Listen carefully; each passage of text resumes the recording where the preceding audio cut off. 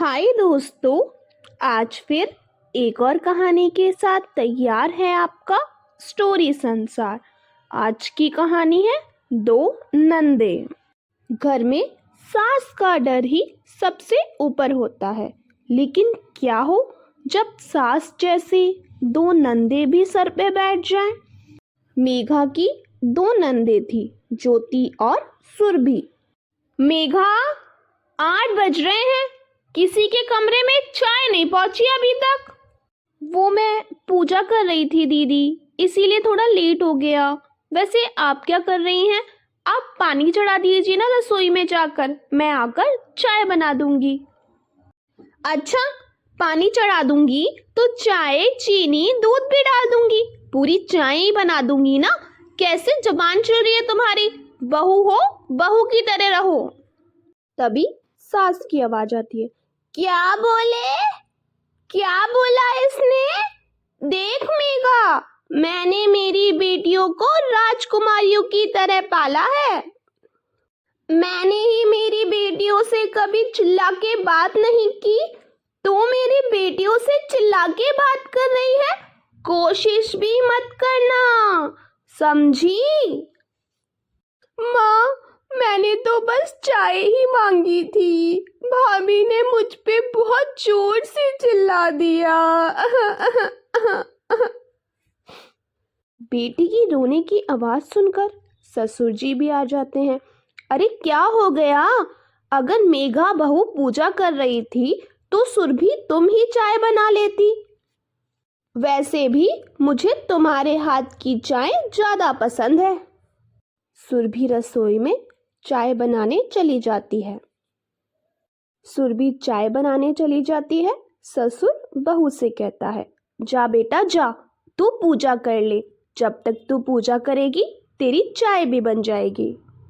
बहू को अब नंदे बात बात पर परेशान करती, कभी कपड़े तो कभी खाना तो कभी माँ की सेवा। बात बात पर दोनों नंदे मेघा को ताने सुनाती। मेघा नंदों के ताने सुनकर बहुत परेशान हो चुकी थी, और तो और वो किसी को कुछ कह भी नहीं सकती थी। एक दिन मेघा मंदिर जा रही होती है। रास्ते में मेघा ज्योति को किसी लड़के के साथ देखती है। हाय रे, ये ज्योति किसके साथ खड़ी है? ये तो घर से कॉलेज का बोल के निकली थी, अब यहाँ किसके साथ है? मैं जल्दी से फोटो खींच लेती हूँ। मेघा दोनों की फोटो खींच लेती है। शाम को ज्योति जब घर वापस आती है तो मेघा बोलती है, कैसा रहा कॉलेज ज्योति दीदी? तुम गवारों को क्या पता कि कॉलेज कैसा होता है। अरे कॉलेज में फ्रेंड्स होते हैं, पढ़ाई होती है, पर ये सब तुम्हें कैसे पता होगा? तुम तो शायद कभी कॉलेज गई ही नहीं होंगी। मैं गवार जरूर हूँ दीदी, पर अनपढ़ नहीं। ये रहा आपका कॉलेज, यही करने गई थी ना आप कॉलेज के बहाने। माँ जी को दिखा दूँ मैं ये फोटो, फिर आप भी मेरे साथ किचन में ही मिलेंगी। बोलिए, दिखा दूँ माँ जी को? ये बोलकर मेघा ज्योति को लड़के के साथ की फोटो दिखाती है। ज्योति मेघा से कहती है, अरे भाभी, ये कैसे? आप मेरी जासूसी कर रही थी क्या? वो कहते हैं ना, पाप का घड़ा भर जाए तो। क्या कहती थी आप मुझे? कि मेरा जन्म नौकरानी बनने के लिए ही हुआ है। सुनो, कल से मेरे उठने से पहले मुझे चाय का कप हाथ में चाहिए। मेरे कपड़ों को हाथ भी मत लगाना। और हाँ, मुझे ऊंची आवाज में बात करना बिल्कुल पसंद नहीं है। मुझसे आज के बाद ऊंची आवाज में बात भी मत करना। आप सब अच्छे से समझ ही गई होंगी, वरना। तभी वहां सास आ जाती है। क्या हुआ ज्योति? ये तेरे ऊपर क्यों चिल्ला रही है? क्या कहा इस करमजली ने तुझसे? मेघा बोलती है, हाँ हाँ ज्योति दीदी, बता दीजिए आप कि मैंने आपसे क्या कहा और क्या देखा आज। नहीं तो आप कहे तो मैं बताऊं माँ को? कुछ नहीं माँ, आप चिंता मत कीजिए। वो भाभी थोड़ी थकी सी लग रही थी, तो मुझे अच्छा नहीं लगा ये देखकर। तो बस ज्योति दीदी ने कहा कि भाभी, आपकी तबीयत थोड़ी सही नहीं लग रही है, आप कमरे में जाइए, मैं आपके लिए नींबू पानी लेके आती हूँ। तो बस मैं कमरे में जा रही हूँ। सास को समझ नहीं आ रहा था, जो ज्योति मेघा पर कुत्तों की तरह चिल्लाती थी, आज मेघा पर फूल कैसे बरसा रही है। ज्योति जब मेघा के कमरे में जाती है तो मेघा बोलती है, सुनो, मेरी जो चप्पलें बाहर पड़ी हैं उन्हें लाकर मेरे बेड के नीचे रख दो। मैं जब उठूं मेरी चप्पलें मेरी आंखों के सामने होनी चाहिए। और हाँ, सैलेड काट के टेबल पे रख दो, साथ में खाना भी लगा देना। मुझे बहुत तेज भूख लगी है, मुझे अभी जल्दी से खाना लगा दो। बस कर मेघा की बच्ची, पागल हो गई है क्या? मैंने इतना सारा काम आज तक कभी नहीं किया। ज्योति की ये बात सुनकर मेघा का तो पारा हाई हो जाता है। हे भगवान, इतनी लंबी जुबान! और हाँ, काम तो मैंने भी नहीं किया था, पर यहाँ आकर कर रही हूँ ना मैं काम। और हाँ, कैसे तूने मुझसे रात के 3 बजे आलू के पराठे बनवाए थे, याद आया? उस समय पूरी नींद में थी मैं।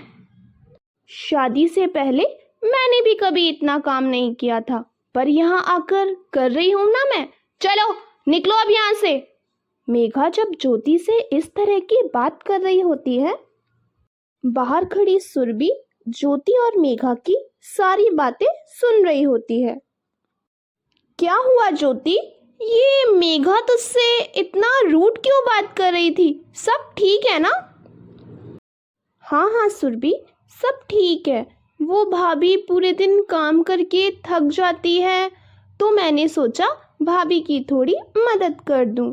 दोनों बातें कर ही रही होती हैं, तभी मेघा की पीछे से आवाज आ जाती है। क्या हुआ सुरभि दीदी, किचन में नहीं पहुंची क्या अभी तक? मैं ही आ जाती हूँ। नहीं नहीं भाभी, मैं जा रही हूँ, आप आराम करो। सुरभि को कुछ भी समझ नहीं आता कि ज्योति इस तरह मेघा के ऑर्डर क्यों सुन रही है। फिर एक रोज ज्योति अपनी भाभी से कहती है, भाभी मैं कॉलेज जा रही हूँ। ए जी, आपकी बहन कॉलेज जा रही है, जरा छोड़ आइए, जमाना सही नहीं है आजकल, अकेली लड़की को बाहर भेजने का जमाना नहीं रहा। बात तो तुम वैसे सही कह रही हो। ज्योति तू बाहर आ जा, मैं अभी गाड़ी निकालता हूँ। नहीं नहीं भैया, मैं चली जाऊंगी, मैं वैसे भी तो रोज जाती ही हूँ ना। ए जी, आप छोड़ के आइए ना, वैसे भी जमाना सही नहीं है, आते वक्त पापा जी ले आएंगे इसको कॉलेज से। ज्योति को मेघा पर गुस्सा आ जाता है। भाभी, आप जो बोलती हो वो मैं करती हूँ ना, फिर आप मेरे पीछे क्यों पड़ी हो? तुम लोगों को ये याद दिलाने के लिए कि तुम दोनों ने मेरे साथ क्या क्या किया। मेघा ज्योति को इतना परेशान करती है कि ज्योति डिप्रेशन में चली जाती है। ज्योति खुद को एक कमरे में बंद कर लेती है और सारा दिन रोती ही रहती, ना किसी से बात करती और ना ही अच्छे से कुछ खाती पीती। तभी सुरभि ज्योति के पास जाती है।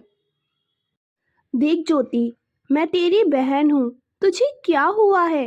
तू मुझे एक बार बता तो सही, क्या पता मैं तेरी कुछ मदद कर सकूं। सुरभि को देख ज्योति रोने लगती है और सारी बात सुरभि को बता देती है, कैसे मेघा उसे परेशान कर रही है और दिन रात उसे ब्लैकमेल करती है। मुझे तो लग ही रहा था ये मेघा कोई चालाकी कर रही है, पर तू चिंता मत कर, मैं कुछ करती हूँ, तू परेशान मत हो। तभी मेघा की आवाज आती है, सुन ज्योति, खाना बना दे, साथ में छाछ भी लगा देना। सुरभि चुपके से मेघा के कमरे में जाती है और ज्योति और उस लड़के की फोटो डिलीट कर देती है। सुरभि ज्योति को बता देती है कि उसने उसकी फोटो डिलीट कर दी है, अब उसे डरने की कोई जरूरत नहीं है। ये सुनकर ज्योति बहुत खुश हो जाती है। अरे ज्योति, उठी कि नहीं? सुन मेघा, मैं कॉलेज जा रही हूँ, वो भी अकेली। जल्दी से मेरा लंच बॉक्स तैयार कर दो, वो भी 2 लोगों का। लगता है तुम्हारी फोटो को लोगों के सामने रखना ही पड़ेगा। कौन सी फोटो मेघा? वो फोटो तो कब की डिलीट हो चुकी है। मेघा परेशान हो जाती है, आखिर वो फोटो डिलीट किसने की? तभी मेघा की दूसरी ननद सुरभि आ जाती है। देखो मेघा, किसी को परेशान करना सही है, लेकिन इतना भी नहीं कि वो पागल हो जाए और तुम्हें उस पर दया तक नहीं आए। और तुमने आज दिखा ही दिया, बहू बहू होती है और भाभी भाभी।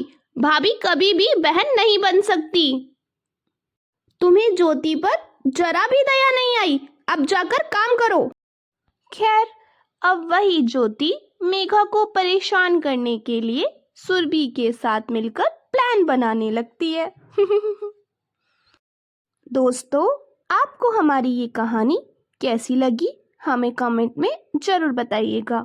साथ ही वीडियो को लाइक और चैनल को सब्सक्राइब भी कीजिएगा। धन्यवाद।